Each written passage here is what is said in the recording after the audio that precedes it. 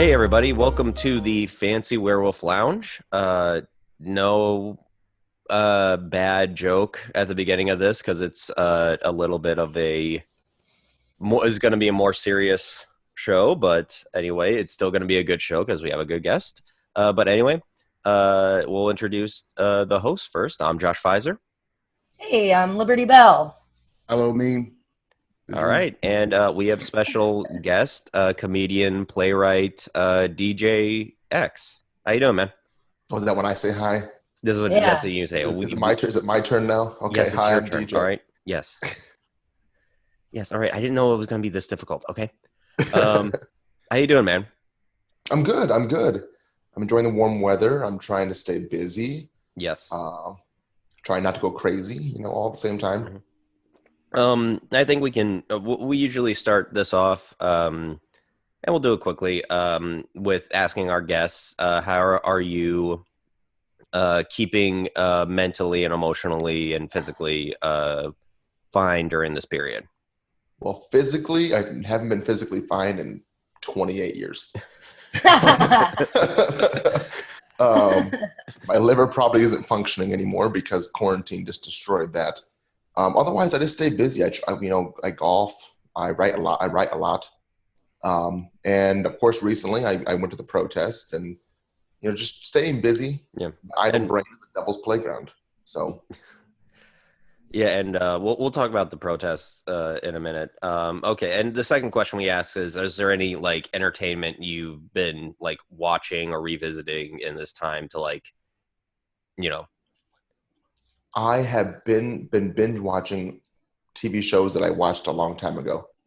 Like I restarted House, I restarted Monk. I watched episodes of Law and Order SVU. So basically whatever's on TBS, they know characters. Yes. Usually it's anything on TV just to drown out my sorrows. Oh, that's basically it. Yeah, that's pretty much whatever goes to the rhythm of shot taking. So anything.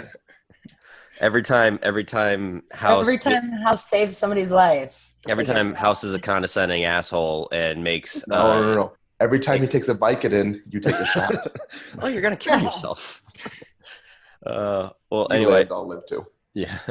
All right. Well, anyway, thank you for being on, DJ. And I guess, I guess since we've been off for 2 weeks, just kind of, hey, anything new going on? I haven't been watching the news at all. So, anything? So you're the one person not watching the news. Oh yeah, no social media whatsoever. By the way, on the video, where Alo's trying to get his that's a get better. his webcam. Okay, see you. To be, he just got it. So if he looked like he was in a 70s softcore porn, that's why. It looked like probably what he feels like after he drinks the wine vodka combo. Are you drinking the wine vodka today? Not this week. No, not this week. This week I got adult peanut butter and jelly. What? Is that the screwball whiskey? Yeah, screwball peanut butter whiskey mixed with grape soda or strawberry soda. I want to revisit the wine vodka mix. We call it aloe lean. I've never heard of anybody doing that. That's how I just do things. I just throw shit together and see what happens. Whatever tastes good, whatever feels good. Maybe it'll kill me. Maybe it's Maybelline. I don't know why everybody says that'll kill you. It's wine and vodka. You just said says it's going to kill me too. Yeah, you just said the reasons vodka why. in anything. Yeah, it's vodka and wine. Isn't that what sangria is? It's stronger. Basically, yeah. Isn't it just fruit and more fruity wine or something? I mean, you remember jungle juice? That didn't kill you. Jungle juice. I've never had jungle juice before. I drink Hawkeye vodka and Everclear back when my college community, way out by Kirkwood days. Kirkwood, okay. I went to Kirkwood. Yeah, I just never got invited to those parties. So, but anyway, But this isn't about how I didn't have friends. This is about. Am I the only one drinking? I think You so. are. Yeah. Wow. Yeah. This is extremely unusual for us, but I have an event right after this, so I'm trying to not get drunk before I go to a group meditation for peace and love. And I'm still hungover from last night. So for peace and love, though. I had one drink last night. You guys would be proud of me. And actually, I didn't even finish it. I used it to extinguish my bonfire. Okay. I want to say I had like 5 shots of Jameson and 6 beers. Well, the one drink probably had like 5 shots of Jameson in it, but we don't need to talk about that. All right. But yeah. So I guess the elephant in the room right now is what's going on around the country and also, I guess, around the world. Is a few weeks ago, I don't know how much I need to recap, but Minneapolis police killed a black man by kneeling. One of them kneeling on his neck for 8 minutes and 49 seconds. 46 seconds. 46. Okay, 46. Yeah. His name was George Floyd, and from that came a new. I hate saying it like this, but I don't really know how else to say it. Like a new round of protests to protest police brutality and racial inequality. And of course, most people watching this will know that. I mean, it's hard to avoid right now, especially since there's been protests in every major city. There's protests around the world. It's so of course we're going to be discussing that and just kind of like try to find more resources, try to give people resources and discuss what we can do. So Beryl laughs this episode.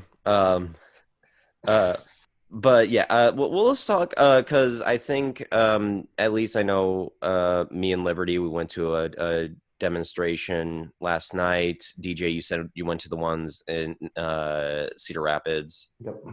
I don't know, Aloe, did you participate in anything recently? No? Okay. Nope. He's still drinking that wine and vodka. He, couldn't leave his house.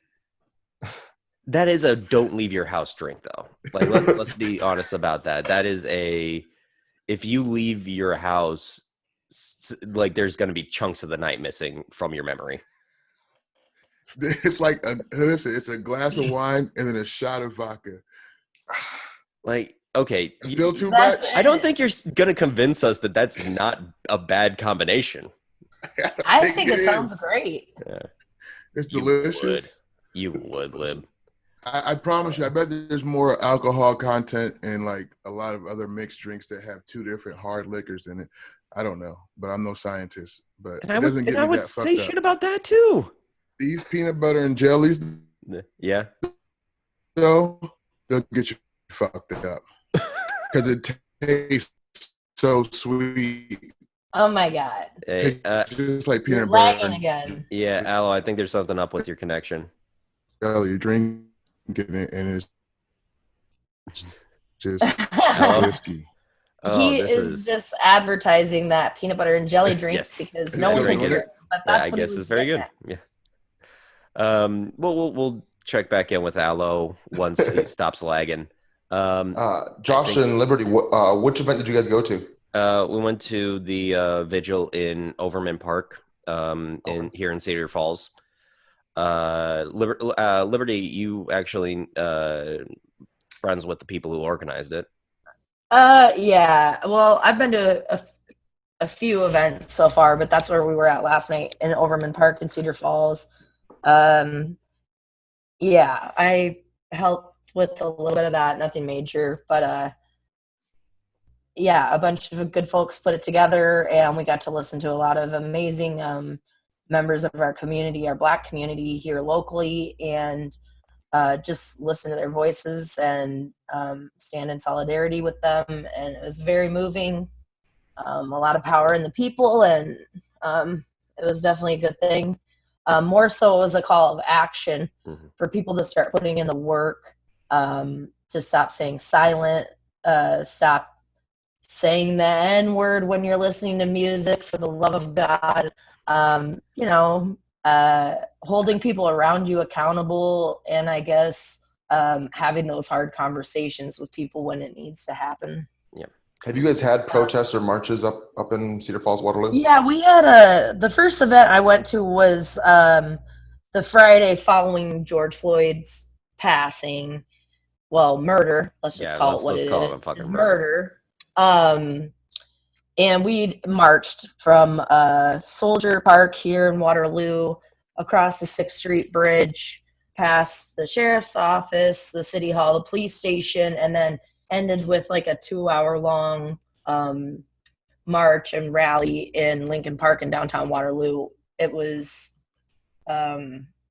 incredible to see so many people turn out from all different walks of life. And like I said, just to listen, because I think that's one thing, like, especially like, obviously, like, I'm a white person, I can't understand the Black experience remotely. I've firsthand witnessed lots of racism and bullshit that I won't tolerate, but I can't say that I relate to their experience. So I think it's most important for us to listen, educate ourselves, read books and literature that can help us better understand what we're facing, which is systemic racism. You know, it's deeply rooted in our political history. This goes back forever. So it's like Josh said, this is nothing new. This is just kind of, a lot of people are just saying enough is enough, I guess. Yeah, and I think a sad thing that I realized was I was on YouTube and I was just looking up some of the protests and the advocacy going on, and I realized that there were videos from 5 years ago, 7 years ago, 10 years ago. Oh, and I'm sort of going, like, I know what happened. It's just like your brain almost like forgets it until it pops back up again. And so, Yeah, this woman last night at the vigil in Cedar Falls, her name is Vicki Brown, and she grew up in Birmingham, Alabama, in the time frame where, they didn't call it, like she said, they didn't call it Birmingham, they called it Bombingham, because they just heard bombs going off all the time in the churches and people's houses and stuff like that. And she spoke to her experience, and that was really powerful to think about. Like, we're still living alongside people that went to the first schools that were not segregated anymore. We're around people who weren't allowed to drink out of the same water fountains as white people and shit. Like, it's just intense. All I can say is I'm hungry for change. I feel like that's how a lot of people feel. I mean, the issue is like waiting for America to make a change is like, Samuel Beckett's play Waiting for Godot. I mean, in fact, Samuel Beckett wanted to name that play Waiting for America to Make Change. Because it just takes so long in this country. And it never hit me very much. I mean, I don't know the Black experience. I know the Asian experience, and during coronavirus, I've had friends and family members that were spit at or yelled at. And Wrong. I don't get it. Like, my brain can't comprehend Republicans and racists. Like, it just can't. It's like 2 + 2 = 5. Like, it just doesn't make sense. I'm just gonna hop in here and say, like, I think Aloe is the only Black person on this podcast.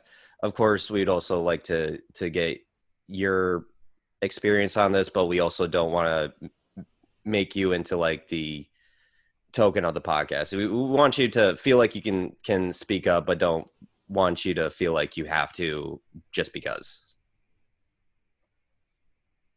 No, it's all good. I didn't know if my Wi-Fi was working again or not, so I didn't know what was going on. But yeah, is it bad again? It's a little bad. We'll try to go through No, it. We'll try to work through it. Better. I should stick with my cell phone because I got that 4G that works better than my Wi-Fi. Damn you, Mediacom. What was I saying though? Yeah, it's You been were going on saying this has forever. been going on since America got started.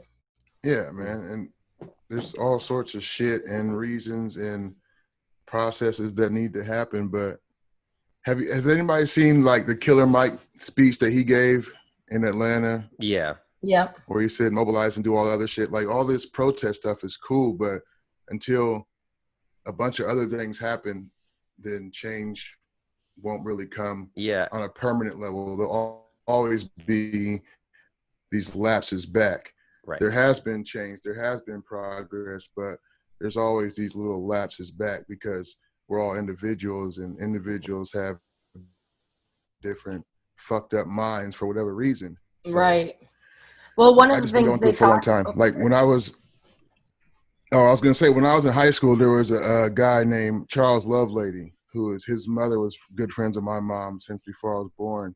And he was at a club in Des Moines, and they used to have a bunch of issues with basically black people and their hip hop styles and things like that coming into their clubs, even though whatever. But he got into it with a bouncer, and they choked him to death. Here marching around the courthouse, no justice, no peace every Sunday, and they still got off. Now I think we're in an era where technology has made it so available to have information at your fingertips. Yep. It's always in your pocket. The whole world is there. So I think that's adding to why this is so big. Plus, everybody been in the house. Plus, there's a bunch of pissed off kids because they didn't have their last year of high school and shit like that. Well, I think there's lots of reasons why it's so big, and it's not just about what happened. I think it's more than that. Well, I think, another thing, this is so regular now. I mean, look what happened with Breonna Taylor.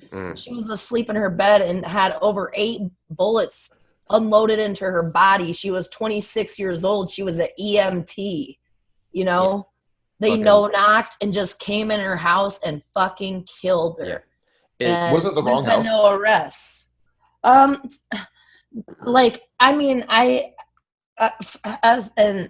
I could be wrong about this, so I shouldn't even really speak on it, but I think what happened was it was kind of like a mistaken wrong address type of thing, but they thought that somebody else, thought that she was getting packages of drugs delivered to her house for somebody else. Jesus. That was the suspicion. But I don't give a shit if you have fucking 20 grams of cocaine in your house. You don't deserve to die. I mean, that's a huge thing. The war on drugs is just ridiculous. I worked a year as a correctional officer right before in between moving to Wisconsin and moving back and all that stuff.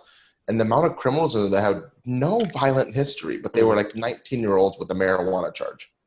Yeah. Well, I think to talk about how this is, it does kind of feel different, I think, because of there's so many other factors of what's going on right now. And it's weird because 2020, we went into it thinking like, oh, fuck, we're going to have to talk about the election so much. And I don't think people have been talking about that. A presidential election. We haven't been talking about it. Well, nobody gives a fucking shit right now. This is more important. Like, I'm sorry, but like I said, enough is enough. Yeah. We watched. I'm not saying it's not Liberty. Why are you? No, I know, but I'm just passionate about this subject. Like, yes, I know.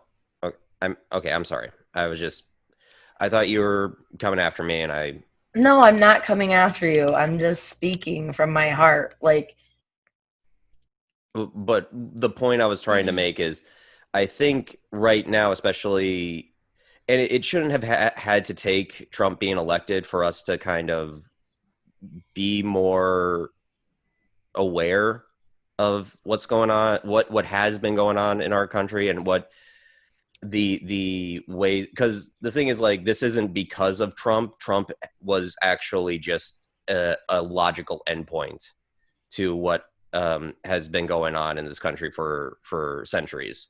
And I think now people are just more socially and politically conscious, and are and kind of realize, like, a lot of this, like, I mean, I'm sorry, like, I kind of have to say it, policing in this country is not is useless because of, we look at, like DJ said, like small drug offenders being put in prison for small non-violent drug offenders being put in prison, and the reoffending rate of those people is high because we put them back into a system where felons are like, supposedly they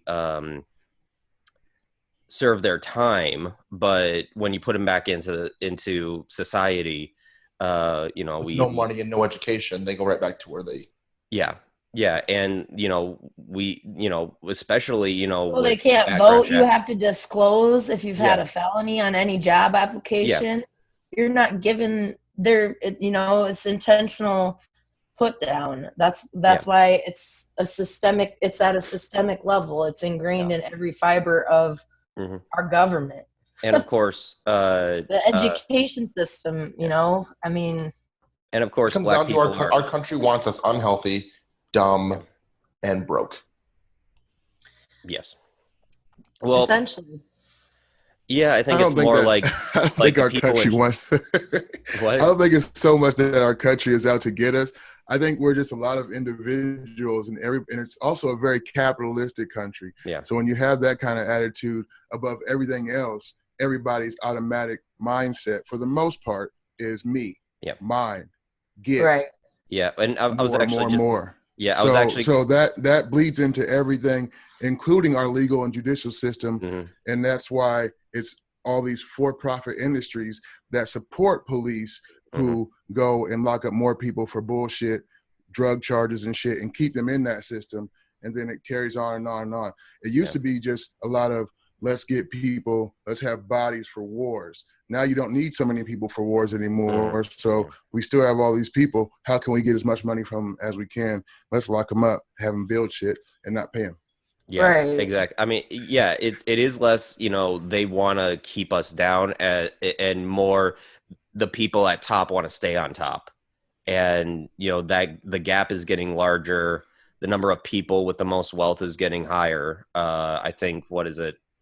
Didn't like Jeff Bezos just become the first trillionaire? Like, isn't that what happened? By 2026. Oh, okay. But he'll be the first trillionaire. Yeah, it's the that's so fucking disgusting. Yeah. No, and and I'm not somebody who who's considered incredibly politically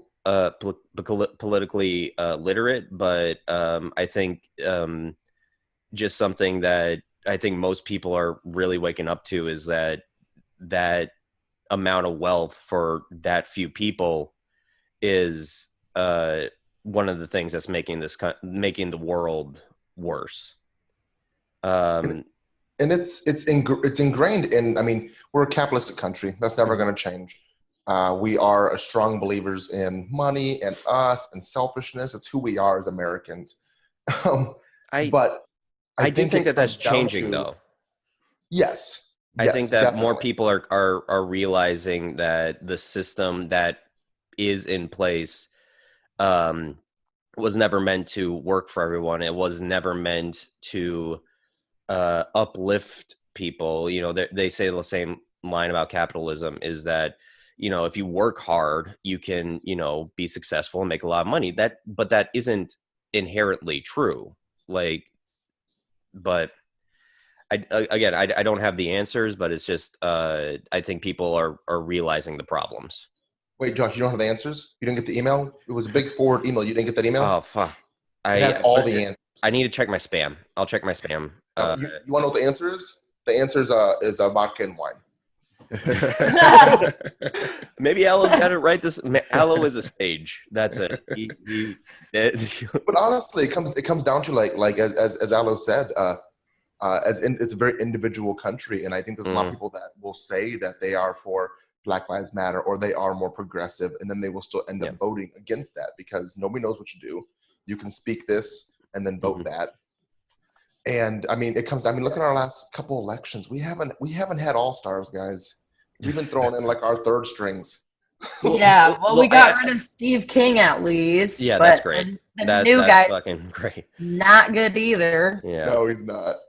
Oh, But I yeah. mean, and we have to go down to a local level. Like we have to get down to local Yes. officials and work our way up. And Yeah, absolutely. I'll admit, I didn't know the name of our mayor until last night. Like, I was surprised Cedar Rapids mayor showed up. That Republican, you know what?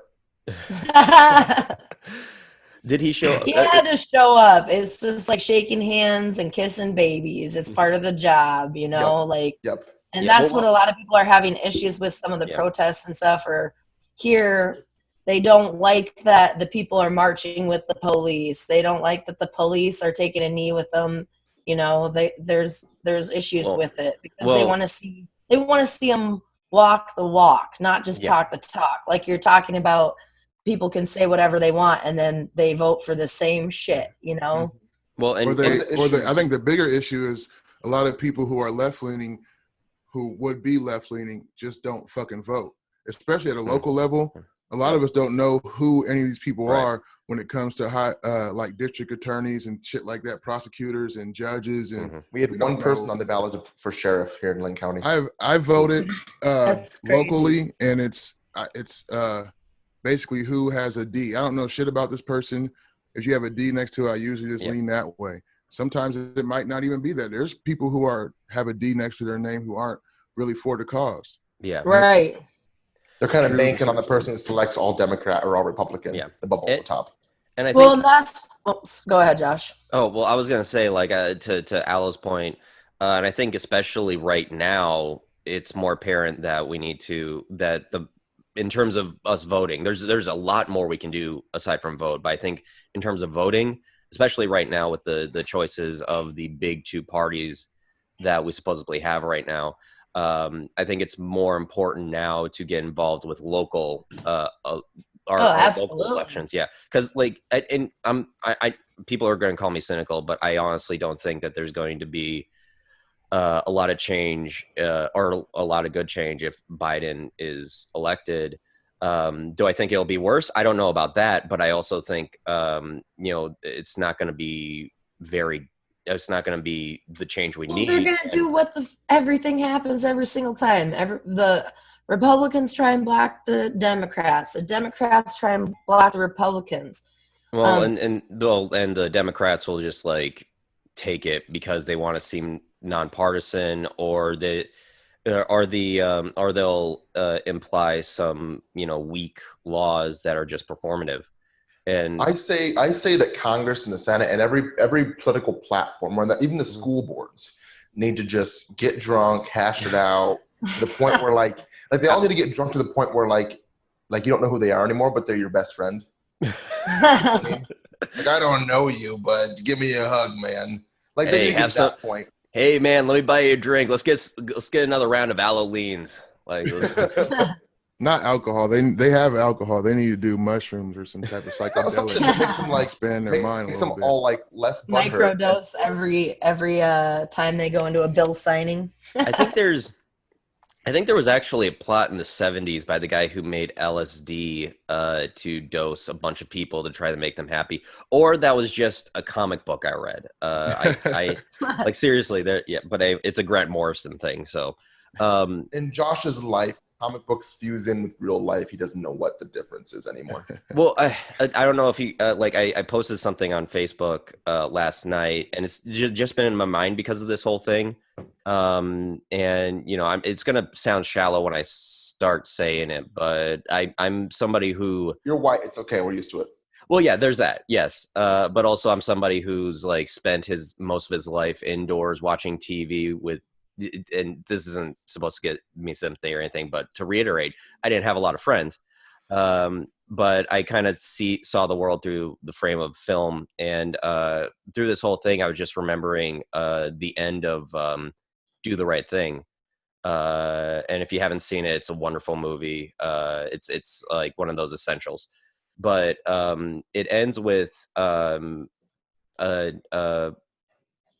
young black man getting murdered by the police, and Spike Lee's character throwing a trash can through a window of a pizzeria, and a kind of riot happening because of that. And when, you know, Spike Lee and Brian Aiello talk at the end about what happened, Spike Lee's line is "motherfucker window, Radio Raheem's dead." Like that's kind of how that, and that's my attitude right now towards when people talk about property damage. And that's what's been a lot of people's attitude. That's why they're like, that's been like the Target. that's been the fucking shop owners attitudes. Like a lot of them have been like, yeah, it doesn't matter. I'm going to get insurance from this, but the people in the community I am in are dying. So yeah. And I do find it weird that the CEO of a Target was also like that. It's just like, yeah, I don't give a shit. I mean, it's $1 billion corporation, like, you know. Right. They close and open stores left and right. Yeah. It'll be all right. Yeah. Yeah, exactly.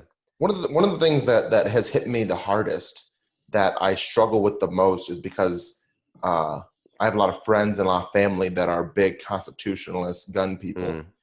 And then as soon as this happens and police come out and police are, you know, pushing back against the protesters, and they're nowhere to be found.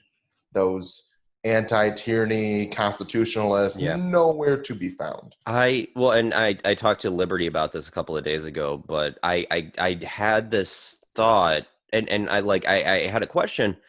What would it be like right now if the protesters were as armed as the you know, protests that happened like a month ago with the stay in place orders, or people of color? They'd be shot down. Yeah, and that's the thing, is like, would it, like, I'm wanting, like, I would like to think it would be the same. It would be, but like, honestly, it wouldn't be more of a bloodbath. It would be more lethal, because I think the there police are would probably pro-gun people of color that are purposely not carrying their guns, because as soon as they do during a protest, they're going to be called a thug or a gang member or something, and they don't want the conversation to go that direction. Yeah, and it's a peaceful protest. There's no reason for anyone to bring a gun to that. The other thing, it was a bunch of assholes who think they can just bring their guns. I mean, you can, but that was a different thing than this. Yeah. This is a reaction to a violent thing. Yes, and but I peace. Yeah, but my thoughts on guns. Good point, Aloe. Yeah, but my thing about guns has my opinion about guns have changed within the past couple of years. I think people who fight for social justice, who fight for leftist causes, probably should be more familiar with guns and stuff like that, because like, you look at the right, you look at them bringing guns and stuff like that. I think it, and you know, I don't know about, I don't know if we do need gun control. I don't know what kind of gun control. I do think like common sense gun control, of course, but I also think that, you know, we're seeing like this rise in right-wing, white nationalist violence, you know, not just from the state, but from individuals from the alt-right. And I'm kind of, you know, think that the left needs to be more knowledgeable about guns, not necessarily like go out with their guns all the time, but like just, you know, have a working knowledge of firearms. I think everybody should, honestly, just as we, if we're going to sell guns and have guns as a right, just like driving is, you should have to train on it just like you do with driving. And if you are someone who's just having a handgun, a shotgun, a smaller gun, then you should have some type of basic training on that. Oh, of course. If you're someone you want to have a machine gun, then you should have more requirements, just like driving does. I drive a truck. I had to go to school further beyond normal driving classes to drive that, because it's more dangerous. It should be the same attitude with guns, and that's just the main issue. But yeah, everybody should have guns, and not just for protection and they're arming up, we're arming up, because at the end of the day, if shit goes too crazy, the United States military is going to get involved, and no one's fucking with that. I can't think of the comedian's name. Who's that, like, Australian comedian, Jeffries, that did a gun control bit? From he has a TV show on Comedy Central. Yeah. It's Jeff something, I think. It's blanking me. I'm a fan of his too. I can't remember his name. Damn it. But he has a bit, and he's like the only excuse that you Americans should have about wanting guns is, I like them. like that should be our only excuse. Like, we shouldn't have to have an excuse of Jim Jeffries. Yes, there you go.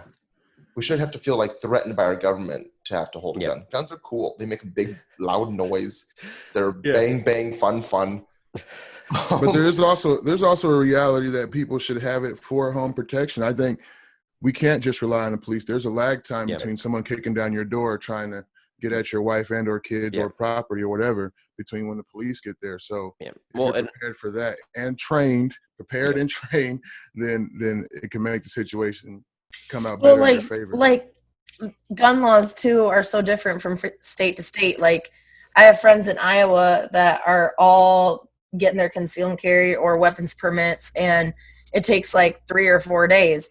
Now in Illinois, before you can get a firearm, you have to go through 16 hours of training, and then it takes weeks or months to get a gun, you know? So I think Iowa is an online class, and then you get 3-4 days, and then you get your little ID you can take with you. Yeah. And then you buy a gun and walk in and buy a gun. It should be. Yeah, it's ridiculously easy. Federally regulated. Right. It's like driving. I agree. Just like federally regulated, it should be. So you're asking a lot. You're asking I know, right? I know. You're asking a lot. Oh. Okay? You sit back and drink your aloe lane and just settle down, man. You're asking. I want the government to do some work. Oh. Well, and back to like they home don't protection. work for you, Aloe. You work for them. Don't you ever forget it. No. Okay. But like, what I'll they don't work for me either. I work for them. Everybody. To once again like piggyback off something Aloe said. You know, we in terms of home protection, like, you know, if one thing we should definitely do is try to be protect our own communities ourselves, because like the excuse that people use to not actually do something about the cops is, you know, what happens if you need them? What if something breaks in your house? What if someone's attacking your family, stuff like that? And it just gets that's just them using that excuse to beef up the police and make things worse. And and if well, that's what the neighborhood watch was established for. You know, that does have its own problems, though. I mean, if we look at George Zimmerman and the people who are attracted to that kind of thing, I think the big problem. People. Yeah, I think the big problem with guns, if we're being honest, our gun culture, I should say, is that it is more individualistic than it is for the community. I mean, I think the people we need to look at who did it well is the Black Panther Party in the 70s. They did, not only were they armed, but they also actively helped out the community with breakfast programs and literacy programs. You know, people think of the Black Panther Party as, and they followed all the rules. They had paperwork on the guns. They had paperwork for their life. They had everything. They specifically helped people learn their rights. So, and you know, it baffles me because to this day, people are still comparing the Black Panther Party to the KKK, saying it's like the Black KKK, and this is just not true. The KKK was about narrative that was put out to a lot of people, especially by our FBI. Yeah, because of the fucking FBI. But yeah, it's like the KKK wasn't. The KKK was created to keep Black people down. The Black Panther Party was created to help uplift the black people, and not to keep white people down at all. Like, that's the thing. So yeah, and you know, if I'm gonna say like one I would say definitely look if you want to learn more, definitely research the Black Panther Party more than like what's been given. But like, does it even surprise you that the FBI would like side against them? Like, people think it's just like at a police level, but the FBI has been saying for over 15 years that they know that the KKK has infiltrated our police. Yeah. And if the KKK if the FBI knows that, why aren't they eliminating that? Why aren't they a proponent for change instead of just saying, yeah, we know this. Well, we know who they are, and we know this because we're the fucking FBI. Yeah. Why don't they do something about it? I don't get it. Well, I mean, I do, because the agenda of white supremacists kind of lines up with the agenda of the FBI and the CIA and all them. Like, I mean, if we're being honest, that's pretty much what it is. I mean, Well, it's so it should deeply be. ingrained. It's Yeah. this took centuries to build up. It's going to take centuries to get it down. Yeah. Burn it down. Burn it down and start over. I mean, at some point but burn let's down talk the about- she shed. Yeah. I like quit burning this petty shit. Start burning it down. Well, let's talk about the efforts people are making, like what people are proposing happens right now because of these protests. And let's do that in a second. DJ, do you mind? Because I don't think we went too much into this. Do you mind talking more about the protests that happened in Cedar Rapids? Oh yeah, it was. First of all, it was a huge turnout, way bigger than I thought it was when I signed up to go. As Facebook always says, oh yeah, 2,000 people were interested in going, and I was like, oh, maybe 50 will show up. No, I would say probably over 1,000 people. It was big for Cedar Rapids. Yeah, I saw the pictures. Start off with just speakers.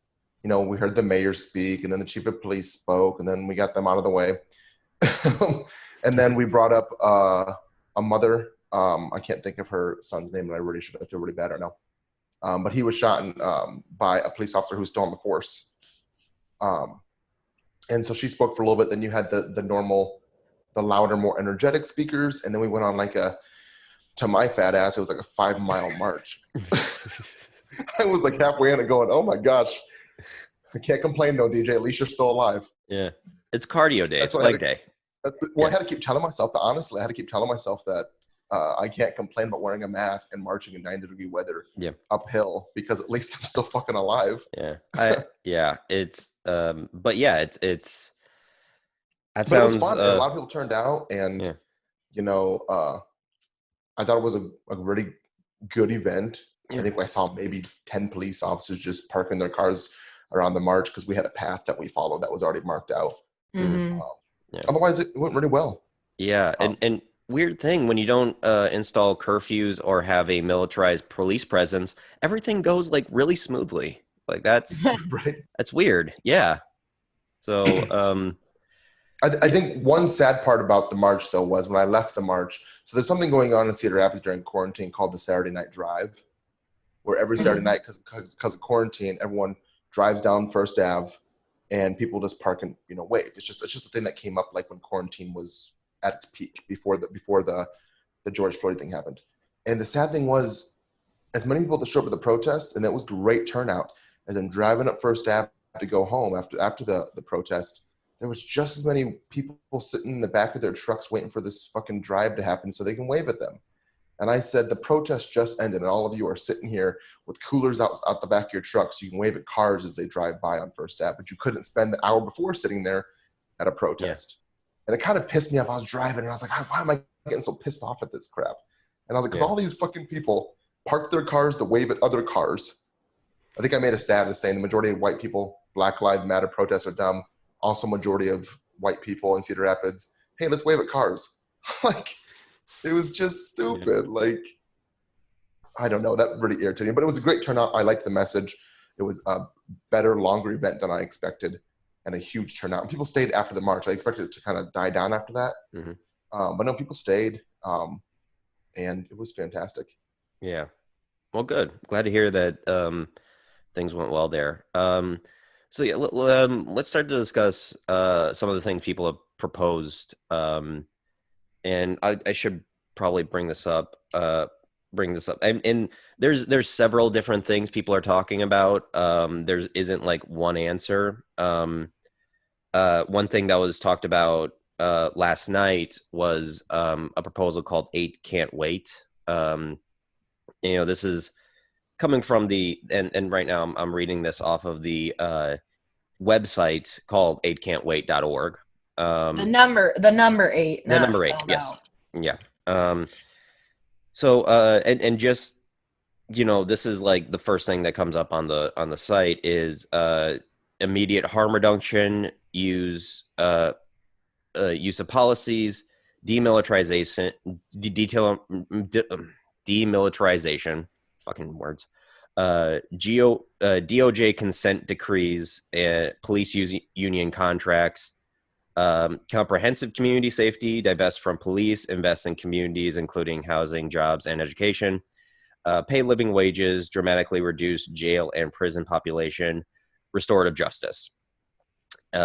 Which like I think okay, and then abolition, and I think these are the degrees in which people want to have like this to happen. And then you get abolition, which is fund community safety, fully defund police, end the carceral state, and reinforce healthy community practices and needs. So these are like 3 steps, if we're going to be honest, because I think one thing, it's going to be hard for a lot of people to not imagine a world or an America without the police. So to kind of keep downgrading, taking the steps to where they're not needed, I think is going to be a part of this. What needs to happen? What?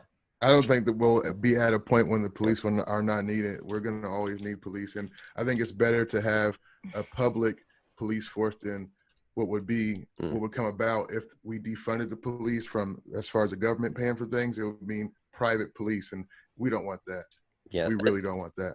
Yeah, there is that, especially because, well, I mean, some people will argue that the police are already used by more like the wealthy for their needs rather than for the public.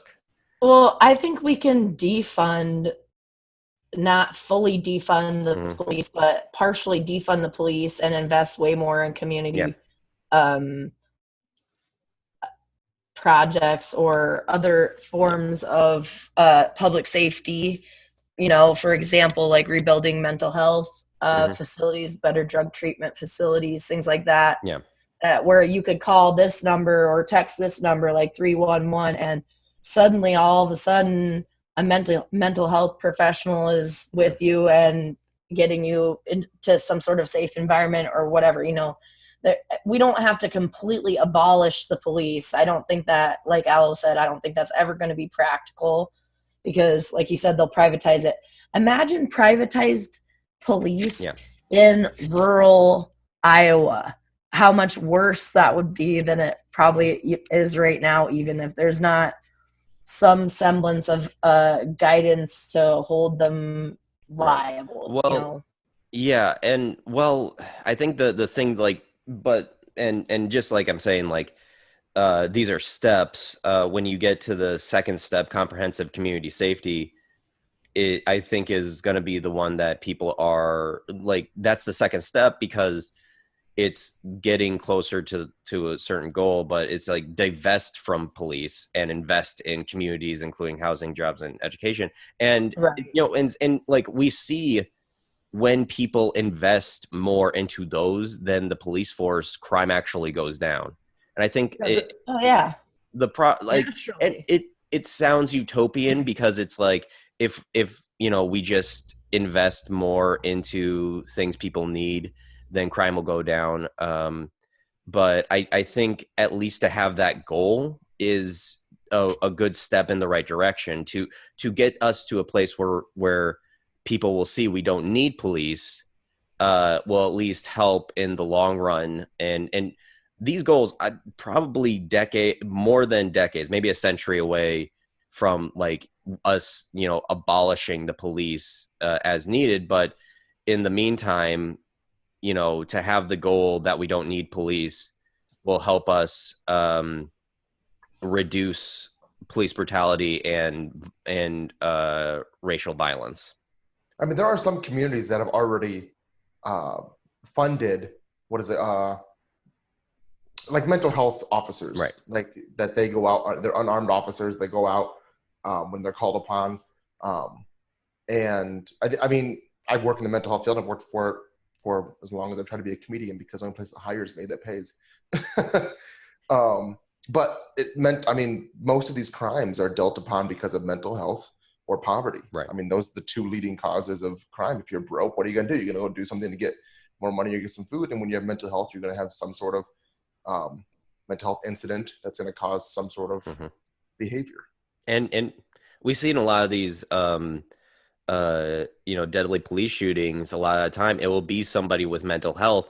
And I forget, a few months ago there was another incident. There was that incident in Texas where that woman was in her house with her nephew, and a cop was sent over because I think the door was open for, someone, like a neighbor called for a wellness check, and the cop was just like lurking right outside the window. So like, without identifying himself or anything. So the woman, and again, this is Texas, grabbed her gun, and I don't even know if she fired off, but like, yeah, the guy, the cop shot through the windows. And if it had been somebody who, hey baby, if it had been somebody who, instead of a cop was a, China says Black Lives Matter. If it had been like a social worker or somebody trained specifically for mental health or something else, that incident would never have happened. I mean, who's better to talk about the mental health crisis in America than 4 artists / comedians? Who knows more about mental health than the ones who purposely make fun of themselves? I don't know. Probably a lot more people, because we're still really fucked up. Yes, anyway. Yes. But I mean, you are right that the mental health aspect of America, and we have terrible mental health here. I think a lot of it is because depression is huge in America, because most of America's broke. Right. Like, I've been real broke on my days where I tried to do comedy full time, and real broke, and that messes with your head when you're fucking real broke. Right. And you have situational depression, which happens to a lot of people in this country because of their material status. And sometimes it's just people have a chemical imbalance. But of course, we live in an individualistic society where being sad or being depressed is thought of as a weakness. So there's a lot of shit there. And also, we're just not as knowledgeable about mental health as we should be, because people don't invest in research because of that, because of research that needs to be done. We come from a world of walk it off or rub dirt in it, or that's the world we live in. It's a hyper masculine world of just be good, walk it off, you'll be okay. No, it won't be okay. Pray it away. Yep, pray it away. Trust me, as a gay man, I tried. And then I realized what you were doing. And then I realized God was sexy, and I go, well, well, God was created what we are all created in God's image. So, like, sexy. When you're a gay man trying to pray the gay way, and you see a picture of a bloody man in his underwear being crucified, and you go, he's into some BDSM, isn't he? He's ripped. He's got a 6-pack. Right. Yeah. But anyway. I get off on random tangents. Here we go again. No, it's fine. It's fine. But yeah, that's. So okay. So we talking about I want to talk about a little something else too. Like we're talking about voting in for your local, politicians or whatever. Last night was brought up at Overman Park about our local representative from here named Roz Smith, who just put in a proposal for three different things to be enacted in Iowa. One, first, for them to ban the chokehold as like a form of policing. The second was allowing the DAs and stuff to start investigating police misconduct. And there was a third one. That's fucking wild that hasn't happened. Yeah. I don't remember the third one. It was ban our police in Iowa from being hired after incidents of misconduct. Yeah, because this is vitally important for us to get this through, because just of the turmoil that's going on right now. If we can get it through, it's really important. So like they urged everybody to contact Kim Reynolds and just tell her that, you know, you are in allegiance with this and you want this to happen. So that's something you can do here in Iowa or anywhere. You can be in any state and voice your opinion on it. But the number to call her is 515-281-5211. Right. So get out there and blow Kim Reynolds' phone up about. And there's gonna be a lot of links in this at the bottom of this episode, and I'll make sure that that's one of them. And also, if you're not in Iowa, I'll search out a a way you can find your representatives' numbers. I mean, there is, and around Cedar Rapids, what we mentioned here in Cedar Rapids during the protest was the Citizens Review Board, which was to review anytime a firearm is fired from a police officer, it would be under review. That does sound like a good idea. And to talk about the three, I would think it should be every time. Yeah. Why? It's like we last like, why are these things already not happening? Like, why is the chokehold not banned in all 50 states? I mean, if you look at fucking what happened with Eric Garner, and that was what, 5 years ago, and I mean, remember, they just banned lynching. You think they're going to ban the chokehold? Give them some time, baby steps, okay? We just banned lynching. The chokehold is lynching. Yeah, it's personal lynching. You're right. It is. You are completely right. Yeah, but it's in like the fact that the chokehold was considered to be like a useful tactic. It just kind of blows my mind. Agreed to be retrained. I mean, that's bottom line. Well, and I've been listening, and I listened to this podcast about the guy who has trained the most police in this country. He coined a specific kind of science called killology. So just to see where his mind is at, and he does that thing.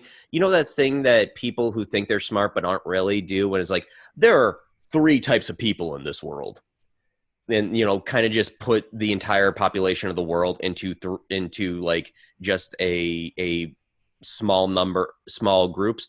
So there's sheep, there's wolves, and there's sheepdog. And the sheepdogs, they protect, and sometimes they look like wolves, and sometimes the sheep and sometimes the wolves look like sheep. It's just like, oh fuck. And by the way, this guy isn't like, he's still doing stuff, but like with private citizens now, because, hey, let's face it, he fucked up the country. Well, it was already a bad institution, but like, when you do shit like that, when you try to say like, hey, police need to be more lethal, then like he's like a big factor into a lot of this. And I don't have his name right now. I could probably look that up, but it's pretty fucked up. If you just look up killology and see how I think John Oliver did an episode about it a while ago, but I listened to this podcast called Behind the Bastards, and they went into it comprehensively. So, and the change has to come, like Liberty said, it has to come from getting out and voting. And I don't know what the issue is with, like Aloe said, people who are more progressive not getting out and voting. I don't know why it doesn't happen. We seem to laziness, complacency. Yeah, it doesn't happen enough. I think it's a lack of information, a lack of hope too. It's a lot of people have been experiencing this shit for a long time, and they just don't believe that there will be change. So they're just gonna keep their head down and work and shit. Well, that was another thing that one of the gentlemen, his name is Kevin, spoke about last night at the vigil. He said, you may think that the things that you're doing are too small, or they're not big enough, or it's not enough. But he was like, all those little things together are bigger than so I mean, it has to come from each individual person. We all have to take responsibility and accountability, and we have to stand up and start being more involved. It doesn't take that much to spend a little bit of time researching these people and their policies and platforms that they want to bring to the table when they're representing your city. You know, if we can spend hours a fucking day watching Netflix or whatever the hell you do, you can spend 20, 30 minutes of your time, you know, looking into this kind of stuff. And I think another huge issue is that the lack of hope I think is probably the number one issue, because on top of that, like I said, that we had one person for Lynn County Sheriff on the ballot. So people who do research and they see that, I go out and vote. There's only one person. He's going to win anyway. Yeah, and as far as the information part of it, a lot of people don't have, like I said, information on who to vote for. Dante Powell posted something a while ago, and I saved it. There's a website called ballotready.org, and basically you put in your address, and it tells you all the candidates, and it gives you a brief glimpse of basically what they're about. What was that again? Ballotready.org. Okay, I'll put that in the description description down below. But yeah, and you know, the lack of hope thing, I think it does come from presidential politics, you know, and people being disillusioned by that. But you know, back to, you know, just to go back a little bit, is just like, honestly, we probably, you know, there's a lot on the national stage. There's not a lot on the presidential stage that we just really can't do anything about.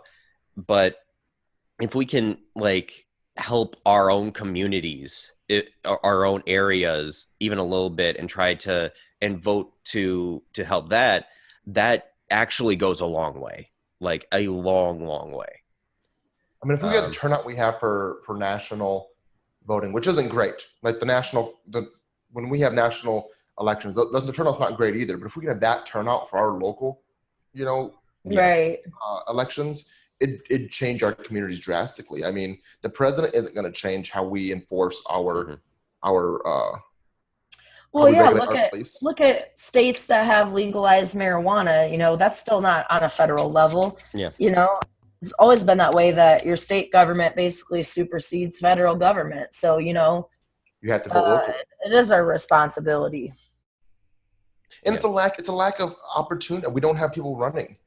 Nobody's running. I mean, for our last, you know, governor race, we had Monica Vernon running, and it just and Jack we haven't had anybody good, and I think, and nobody young. There's no young politicians out there that are running. At least not enough of them. Right. Yeah. Well, I think, yeah, it is kind of too. When you feel like nothing is working for you, why would you want to participate? You know. Yeah, but yeah, and I think that also comes to an information thing. Like, who the fuck is our sheriff? Who's the Blackhawk County sheriff? I don't know. Tony Thompson. Okay. You see those signs every now and again. Yeah, you see signs and there's like, every town I go to. Yeah, but yeah, well, like, I think you know, young people are people who are involved in progressive politics need to start. And here's the thing about, because we talk about red states and blue states. A lot of red states have very progressive people, very left leaning people in them. And, you know, the South has the most Black people. Like, any state in the South has more Black people than most blue states do. So if you know, we could, and you know, this goes for Iowa, because I think Iowa, we consider it more of a purple state. It's kind of a mix of, you know, right wing and left wing people. But if like the more progressive people can just stay more active and get more active in their communities, I think things could get better, at least a little bit in the short run. Oh, absolutely. I mean, it was a huge deal when Eric Giddens got elected here in our district. You know, that was a big battle, and he, you know, it basically kind of came down to the same sort of scenario like you're talking about.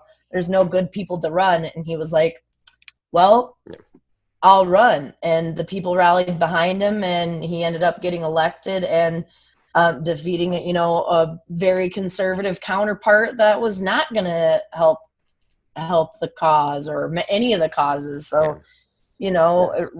it just takes feet on the ground and people volunteering to go out and spread the information too. You know, it's like nobody wants somebody knocking on their door about politics, but I feel like it's knocking on all of our doors and we need to fucking answer it, you know? Yeah. Now there is another resource to run for people who want to to run for something. It's called, I'm pretty sure it's runforsomething.org. And you can click on that and they'll let you know what elections are open in your area. And they will assist you with filling out the paperwork and what you need to get done with how many signatures you need to get signed and all that stuff. So many links. But that's a good one because they specifically look for people under 45 to run. Nice. And another thing that we haven't really brought up at all yet is that, you know, over 10,000 protesters have been arrested in the last few weeks. Yeah.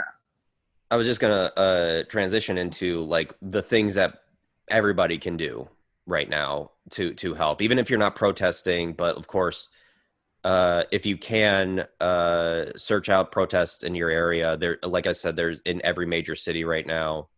You know, there have been protests. Or the bail funds for people who have been arrested. Right, and bail funds, and I'll like screen share this.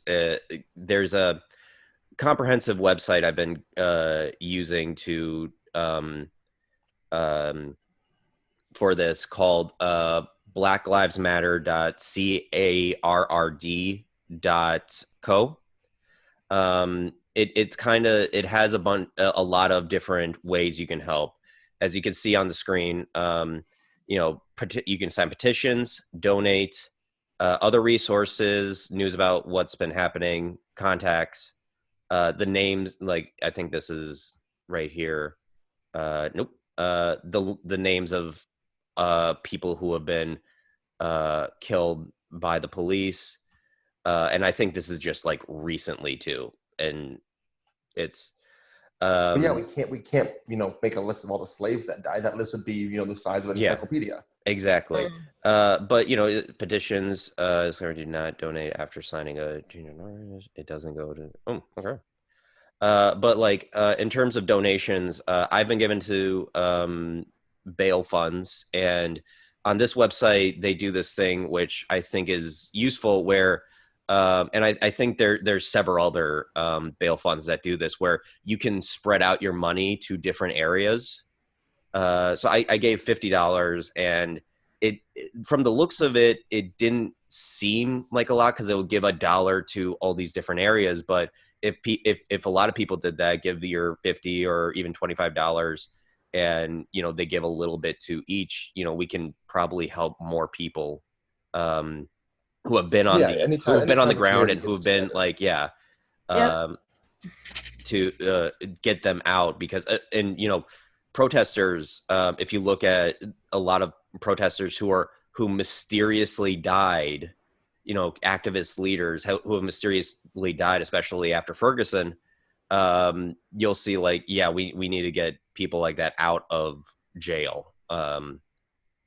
So, you know, they're another good one that's almost exactly like that goes to over 70 different organizations is actblue.com. You can go on there and just type in the bail fund, and it's the same sort of scenario. So it goes to 70 different organizations, and you can also, like you said, Josh, you can pick and choose which ones you want it to go to, or you can allocate to the whole fund, which is evenly distributed. So right. Those are some good ones. Right. And there's a bunch of GoFundMe's. Breonna Taylor still has a GoFundMe for her family. I think, you know, and you know, of course, like, be careful when donating. Sometimes, you know, people are scamming, and sometimes people are opportunistic. Sad, isn't it? Well, that's why those secured websites are a really good idea to go to, because I should have brought a drink for this podcast. This makes you realize how fucking messed up our society is. That you're gonna scam during, hey, this person was shot and killed, please donate to this fund, and you're scamming. Like, it's just that's the same Lounge, a comedy podcast. So many people are upset about the looting because there are people that are doing it for the wrong reasons that are opportunists and shit, you know? Yeah. So, and that's fucked up. I'll say this right now. If you're out there doing that shit, you're a fucking asshole. It is fucked up, but I also think there's a narrative where they say like most of the rioting is done by these provocateurs, if you will, and I think it absolutely. But I think it also downplays the effect of the riots and you know how they. I mean, let's face it. Like after the riots, they opened up Breonna Taylor's case. They arrested or at least are putting a case against the 3 other people who were involved in George Floyd's death. So, and not to say like, you know, violence is always the answer, but let's face it, sometimes it's necessary to actually get shit done. Like, you know, and anybody who's going to quote Martin Luther King to try to stop people from rioting, Martin Luther King also said riots are the voice of the people. So, you know what? Yeah. Things just need a good slap in the face. Right. On that same subject line, one thing that was kind of moving to me or relative to me, and I'm not going to read this out loud because it would take a few minutes, but it was a list of all the different things that have happened that are forward progression since the protests start. But people that are listening won't be able to see this, but I'm just going to scroll up. And these are all different events and things that have happened that are actual changes in government policy, city policies, removals of Confederate monuments and things like that, you know. So it's kind of important, and I will send that to you, Josh, so you can. Thank you, and I'll find a way to get that in the link. Again, it was sad when I was on YouTube realizing that we've done this whole Black Lives Matter, and Oliver did a video 5 years ago on police brutality. And this time we have to fucking keep our asses going. We can't let this one die down. I think especially ridiculous. Now. Well, you know, if there's something, you know, positive that's come out of Corona, it's this feeling that we all kind of have to help each other. It's this feeling that we and like, let's face it, like the resources are more accessible now. I think something that kind of held back a lot of movements, especially a lot of leftist movements, is kind of this weird.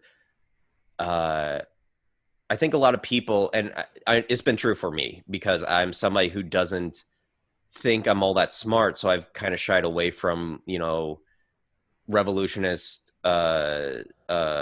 text because I don't feel like I would understand it. But I think nowadays people are realizing that we need for people, because if you say, let's face it, education in this country is awful. So, I mean, not to say like dumb it down, but I say like make it more,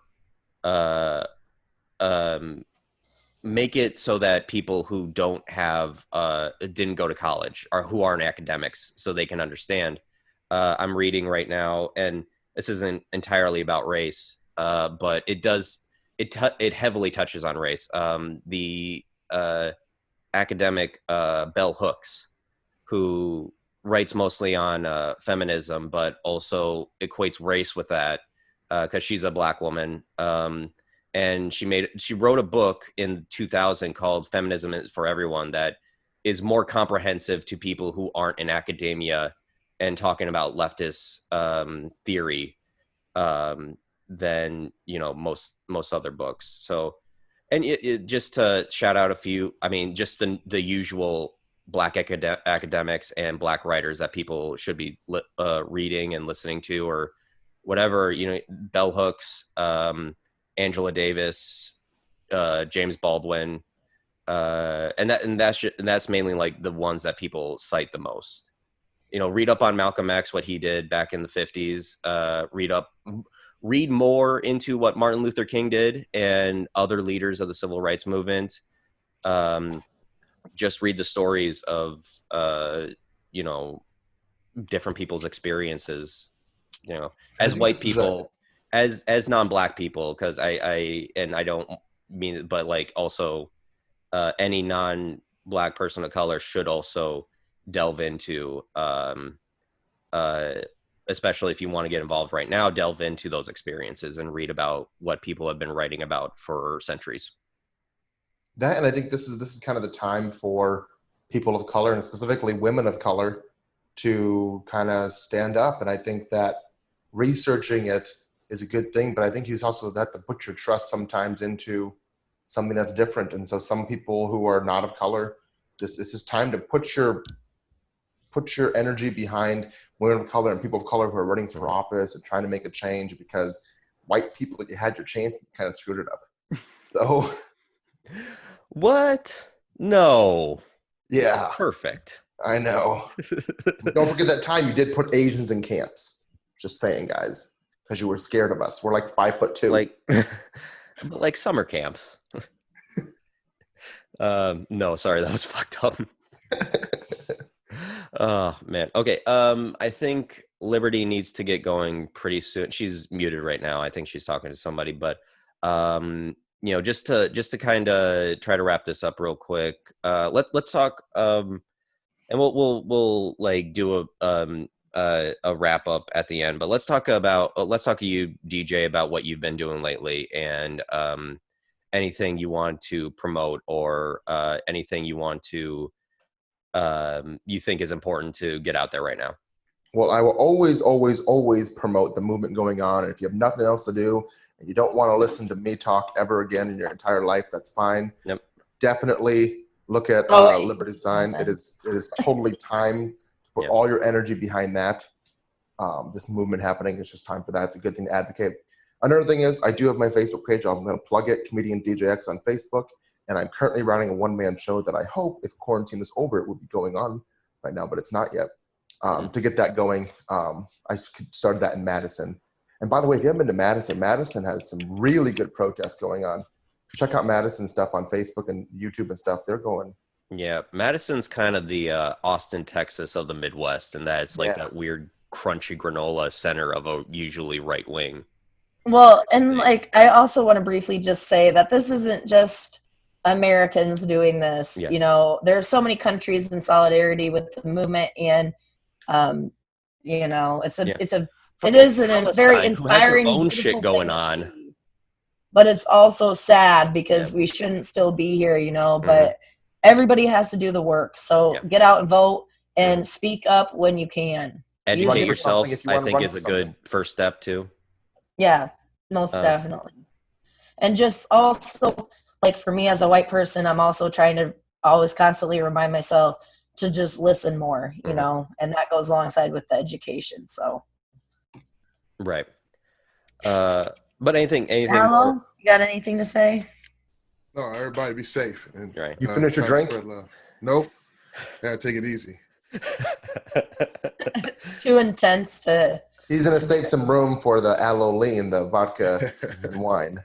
So your website again is DJX Comedy, or just Facebook, Comedian DJX. Facebook? Okay, I'll put a link there. But okay, yeah, and just to say, like, there's I think like one of the speakers at the demonstration we went to last night said there's a lot of things you can like just watch, like documentaries. We talk shit about Amazon because it deserves it, but they right now they have and I'm looking at it right now on Amazon Prime. The first like things they're suggesting right now are documentaries and movies about Black history. You got and like 3 right here. I'm gonna try to watch in the next couple of days. The documentary about James Baldwin, I Am Not Your Negro. There's a documentary here called Salute about that, the picture of the Olympics of the 2 Black men giving the Black Power sign. That they talk about like what was all behind that story. And Netflix has one about called The 13, the very popular one about the prison, like private prisons, and how disproportionately we are jailing Black people in this country. Color, yeah. So Yeah, I'll do my best to put down like a extensive ways you can help, information you can find, stuff in the links. So if you're interested in that, please do.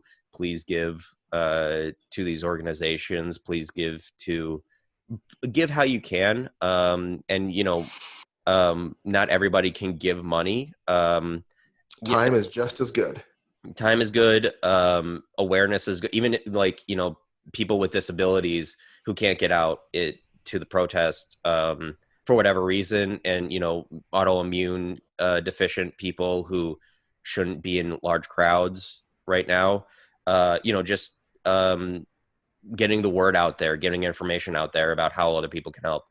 So just do what you can. That's the thing, is like right now, everybody needs to do what they can, either with their bodies or with their awareness or with their money.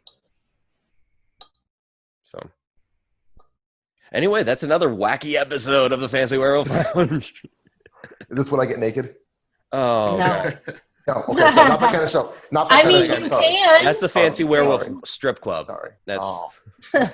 is that a spin-off podcast? We should do the fans, and we're all naked. No. Dibs on first guest. Dibs on first guest. No. Not doing it. Well, guys, thanks for having me. Yeah, absolutely, Thanks for DJ. being here, DJ Thank Jared. you for being here. And for the Fancy Werewolf Lounge, I am Josh Pfizer. Liberty Bell. Black Lives Matter. Alameen, what she said. Actually, let's all say it like Black Lives Matter. Black Lives Matter. That's the official All right. stance of this podcast. Thank you, everybody. You don't have to go home, but take to the streets. Good night.